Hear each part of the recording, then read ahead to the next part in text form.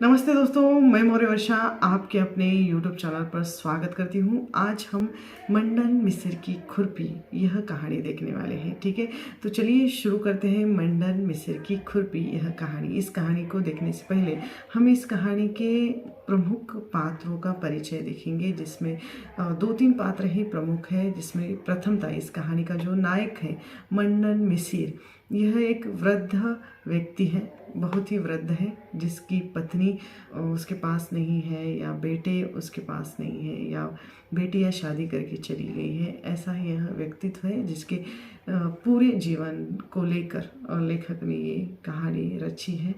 तो कहानी के शुरू से लेकर अंत तक मंडन मिस्र की खुरपी, इस पर यह आधारित कहानी है। और इसमें दूसरे नाम नहीं आए हैं। बेटा, एक मंडन का बेटा और मंडन की बहू, ऐसे एक दो पात्र इसमें आते हैं। ठीक है, अब इस जो कहानी के कुछ विषय बन पड़ते हैं कि यह कहानी किस विषय को लेकर आती है या किस विषय पर लिखी गई है। पहले तो यह तय है कि वृद्ध जीवन पर आधारित या वृद्ध व्यक्तियों के जीवन पर आधारित यह कहानी है। एक पिता की कथा या पिता की व्यवस्था, पिता की मजबूरी का चित्रण आता है। यह कहानी वृद्ध विमर्श को लेकर लिखी गई है और वृद्धों की जो बढ़ती समस्याएं हैं, उन समस्याओं को आधार बनाकर यह कहानी लिखी गई है। सांसारिक जीवन और आध्यात्मिक जीवन का जो मिलाप है इस कहानी में हमें देखने को मिलता है और महानगरीय जीवन पर आधारित भी कुछ प्रसंग इस कहानी में आते हैं। ठीक है, अब इस कहानी की कथा वस्तु या इस कहानी का सारांश हम देखेंगे। इस कहानी की जो शुरुआत है, मंडन मिस्र की खुरपी यह कहीं खो गई है और उसे जो मंडन है ढूंढ रहे हैं। और मंडन ने पूरे गांव वालों को बता दिया है कि खुरपी कहीं खो गई है, अगर किसी को मिली तो बता दिया जाए। और मंडन खेतों में काम करते थे और उस खुरपी के सहारे ही काम करते हैं। हालांकि उस खुरपी की उनको आदत सी हो गई थी। अगर वो खुरपी वे नहीं मिल रही तो कोई दूसरी खुरपी ले सकते थे, लेकिन वह नई खुरपी लेना नहीं चाहते क्योंकि उसको उसकी आदत नहीं है। और इस वजह से वह नई खुरपी कैसे से खेतों पर चलाया जाए या कैसे काम किया जाए, ये भी प्रश्न उनके सामने होता है। दूसरी खुरपी की आदत न होने की वजह से वो दूसरी खुरपी लेना नहीं चाहते। और गांव में ये जो बात है कि मंडन की खुरपी कहीं खो गई है, पूरी तरह फैल जाती है। मंडन के बारे में तरह तरह की बातें गांव में पहले से ही चल रही है कि उम्र ज़्यादा होने की वजह से ये थोड़े से भुलक्कड़ हो गए हैं, उन्हें कुछ भी याद नहीं रहता। उनके बारे में ऐसी भी अफवाह है कि बुढ़ापे में उनका दिमाग ज़्यादा काम नहीं कर पा रहा है और आजकल उनके दिमाग में कुछ रहता नहीं है। मतलब उनको कुछ याद भी नहीं रहता, खाना खाया या नहीं खाया ये भी याद नहीं रहता। अगर नहाने चले गए किसी नदी पर या जैसे नहाने के लिए बैठ गए तो वो घंटों नहाते रहते हैं और जहाँ नहाया वहीं पर धोती छोड़ के वापस आ जाते। पूजा करने बैठे तो ये घंटों पूजा करते रहते। मतलब एक काम में अगर लग जाते हैं तो घंटों वही काम करने की आदत या जो भुलक्कड़ प्रवृत्ति इनकी या भुलक्कड़ स्वभाव की वजह से ऐसा इनके साथ हो रहा है। और यही गांव में बातें हो रही है कि आजकल मंडन मिस्र को कुछ भी याद नहीं रहता, ऐसा कहा गया है। आजकल ऐसा शब्द प्रयोग किया है। कोई कहता है कि उनको अपने बेटे का, अपने बहू का टेंशन ज़्यादा है। और वह टेंशन क्या है, या उन्होंने खेती बेचकर जो पैसे अपने बेटे को, बहू को दिए थे, जब से वो पैसे लेकर गए हैं तब से उन्होंने अपना मुंह तक नहीं दिखाया है। और अब वह जो बेटा है अपनी पत्नी की ज़्यादा सुनता है, पिता की नहीं सुनता। या मंडन मिस्र उसको समझाते समझाते हार गया है और उनकी जो दुनिया में इज्जत थी, मान सम्मान था, उन्होंने जो देखा था वह सारी इज्जत, सारा मान सम्मान चला गया है, ऐसा कहा है। और गांव में जो इज्जत उनको मिली या गांव में जो इज्जत उनको दी जाती है, जो मान सम्मान दिया जाता है, वह उनके घर में नहीं है। वह घर में बेइज्जत हुए। लोगों को उनकी यह दशा दिखाई देती है, इसलिए लोग इनकी दशा को देखकर बहुत व्यथित हैं, उनको बहुत दुख भी होता है। और जिस बेटे को पाल पोस कर इन्होंने बड़ा किया था, बुढ़ापे में वही एक सहारा बनेगा ऐसा उनको लगा था, वही बेटा अब शहर में जाकर रहने लगा है। बेटियां तो शादी होने के बाद ससुराल में जाकर रहने लगती है। इस तरह की बातें गांव में हो रही हैं और इससे हमें पता चलता है कि एक वृद्ध व्यक्ति की हालत बुढ़ापे में किस तरह हो जाती है।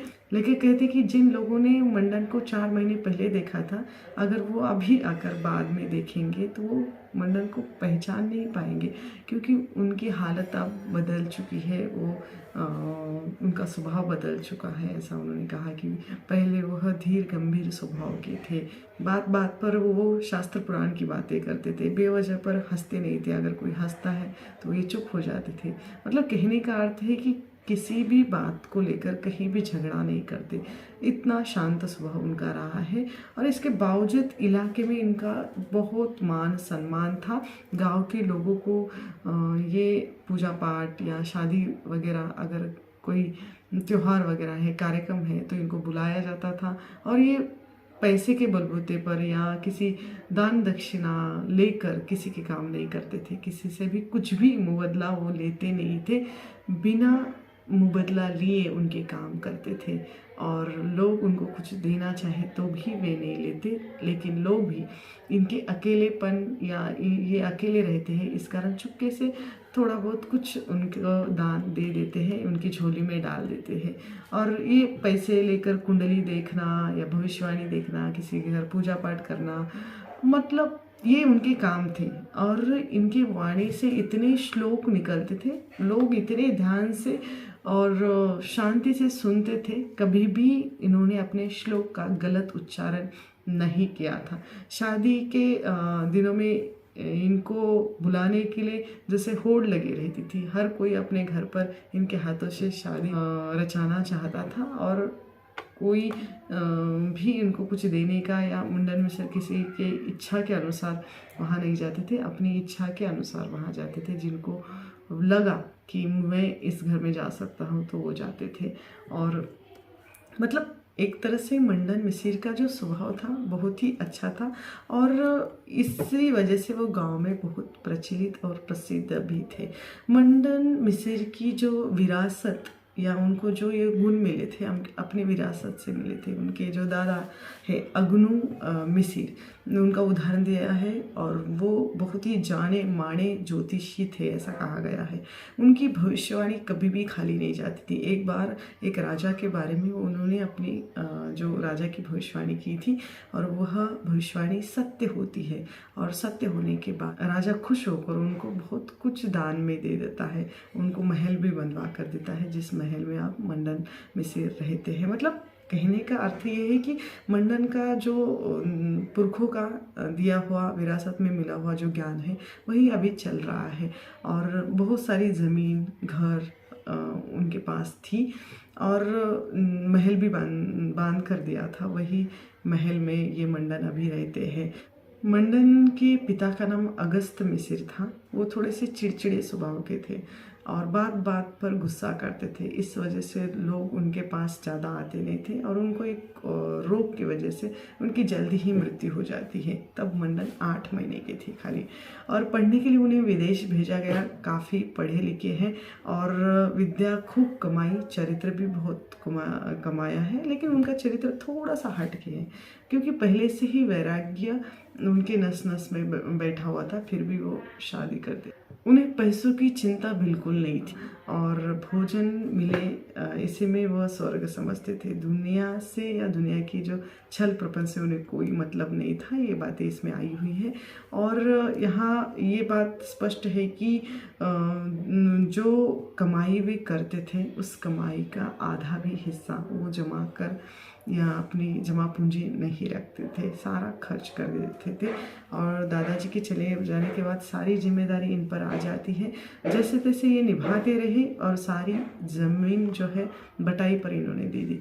ज़मीन से बटाई वाला जो व्यक्ति है जितना भी देता उतने में ही ये खुश रहते थे। कभी कम नीचा नहीं करते थे या ऊंच नीच नहीं करते थे। मतलब जिससे जितना मिला उसी में वे संतुष्ट रहने वाले मंडन है। और बेटी की पढ़ाई इन्होंने बहुत की, बेटी को इंजीनियर बनाया, बेटी की शादी की और हर बेटी की शादी में इन्होंने खेत बेचे, दान दिया, दहेज दिया, बड़ी बड़ी धूमधाम से शादी की और बेटी की भी शादी की और बेटे को एक होनहार पढ़ी लिखी लड़की भी मिली। और लोगों ने कहा कि ऐसी बहू मत लाओ जहाँ वो गांव में नहीं रह सकती, पढ़ी लिखी स्त्री है तो वह शहरों में रहेंगी, तुम्हारी सेवा नहीं करेंगी। लेकिन मंडन ने कभी ये सोचा नहीं। मंडन ने अपने बारे में, अपने स्वार्थ के बारे में न सोचते हुए बेटी की खुशी देखी और मंडन के बेटे की शादी हुई। बेटे की शादी में उन्होंने दान दहेज नहीं लिया, पढ़ी लिखी लड़की के साथ इन्होंने अपने बेटे की शादी करवा दी और शादी के साथ ही बहू और बेटे के साथ जो रहने, ये शहर नहीं गए, ये गांव में ही रहे। बेटा और बहू गांव छोड़कर शहर में जाकर रहने लगे। खेती बहुत कम बची थी, जो कुछ भी रही वह बेचकर बेटे को इन्होंने पैसे दिए थे कि अकेले गांव में रहना चाहते थे। मंडन जब अपने बेटे और बहू के पास शहर एक बार जाते हैं, जब उनको नाती होती है तो नाती देखने के लिए जाते हैं। एक दिन तो बहू का स्वभाव उनको अच्छा लगा, लेकिन चौथे पाँचवें दिन बहू ने विषय छेड़ा। कहा कि गांव की जो जमी हुई या बची हुई ज़मीन है उसे बेचकर वो शहर में घर खरीदेंगे। बेटा तैयार नहीं था, बेटा इस बात के लिए कभी तैयार नहीं था कि जो ज़मीन बेचकर वो घर लेगा।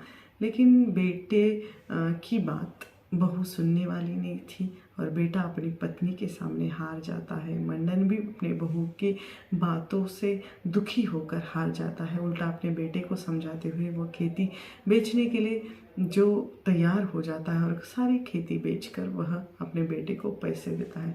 जब से पैसे लेकर गए हैं, बहू और बेटे ने ध्यान नहीं दिया या मंडन को अपना मुंह तक नहीं दिखा है। ये भी बातें इसमें आई हैं। मंडन बहुत दुखी है, फिर भी अपना जीवन वह चला रहा है। लेकिन आज उसकी रोज की चलाए जाने वाली खेतों में काम करने के लिए मदद होने वाली जिस खुरपी का न मिलना या खुरपी के गुम जाने के कारण वो बहुत हताश हो जाते हैं और हताश होकर वह घर छोड़ने की तैयारी करते हैं, घर छोड़ते हैं।